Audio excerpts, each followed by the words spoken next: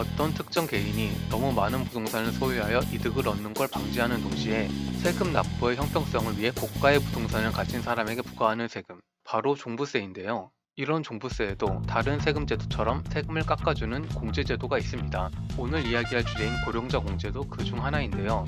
고령자 공제란 말 그대로 나이가 많을수록 세금을 적게 내도록 하는 제도입니다. 현재 법률에 따르면 60세 이상은 20%, 65세 이상은 30%, 70세 이상은 40%를 공제받도록 되어 있습니다. 그런데 조금 이상하지 않으신가요?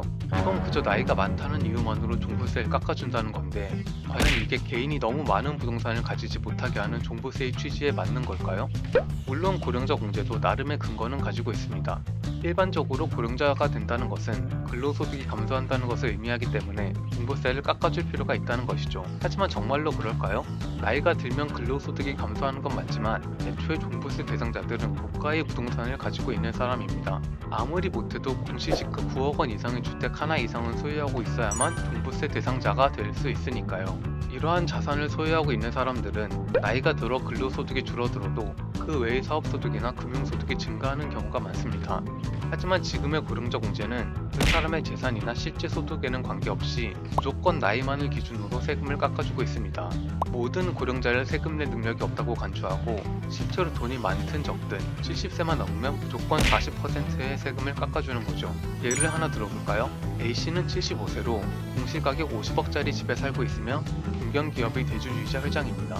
또한 나이가 든 후에도 회사의 대표나 회장의 직함을 유지하며 연 3억 원의 근로소득을 받고 있고 그동안 축적한 주식과 예금을 통해 연 7억 원의 금융소득 또한 얻고 있습니다.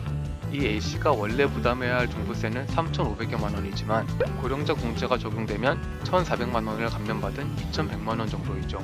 과연 A씨가 정말 종부세를 납부할 수 있는 능력이 없는 걸까요? 나이가 많다는 이유만으로 이 사람의 세금을 1,000만 원 넘게 깎아주는 것이 정말 옳은 걸까요? 종부세 납부 능력이 부족한 고령자들의 세부담을 완화해주기 위한 고령자 공제의 취지를 생각해보더라도 이해하기 어려운 이야기입니다. 심지어 고령자 공제 비율을 올해 10% 더 늘림에 따라 이런 비합리적인 공제 혜택이 오히려 더 확장되었죠. 그렇다면 과연 고령자 공제를 어떻게 해야 형평성에 어긋나지 않을까요? 두 가지 정도의 방법이 있는데요. 첫 번째 방법은 고령자 공제제도 자체를 없애는 겁니다. 가장 분명하고 또 문제를 해결하는 제일 빠른 방법이죠. 다만 이 경우 혜택을 받던 고령자들을 중심으로 상당한 반발이 있을 가능성이 큽니다. 또한 그 수가 많진 않겠지만 아주 소수라도 아무런 소득 없이 집 한 채만 있는 고령자가 존재한다면 이들에게는 큰 타격이 될 수도 있죠. 때문에 이 방식을 택할 경우에는 시간을 두고 서서히 폐지해야 하는 만큼 생각보다 오랜 시간이 걸릴 수 있습니다.